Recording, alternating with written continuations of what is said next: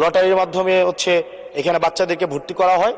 আমরা কি ভর্তি প্রক্রিয়াটা আমরা পরিবর্তন করব কিনা, নাকি এই যে এডমিশন বাই লটারির মাধ্যমে আমরা নিব এবং মেরিটকে আমরা হচ্ছে সবসময় হচ্ছে দমায় রাখব? আপনার কি মনে হয় যে আপনি একটা ইনক্লুসিভ শিক্ষা পদ্ধতি নিয়ে আমাদের দেশটাকে আগায় নিতে পারবেন?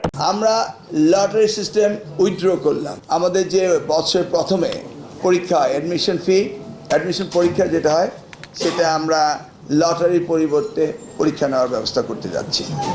আগাম জানিয়ে দিলাম যেন সকলের সুযোগ। সেটা আমাদের ব্যাপক আলোচনার মধ্যে দিয়ে আমরা করেছি।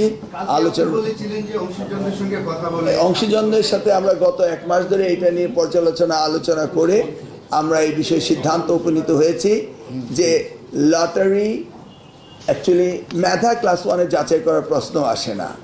আবার অন দ্য আদার হ্যান্ড, ধরুন ভিকারুননিসার লটারি হচ্ছে, সকলে এসে ভিকারুননিসার লটারি খেললো, ল্যাবরেটরিতে লটারি, মানে সব জায়গায় লটারি খেলছে না। কোচিং প্রাইভেট সেটা আপনার যেটা বলছেন না, সেটা হবে না, সেটা হবে না। আমরা এমন কোনো মেধার পরীক্ষা নিতে যাব না।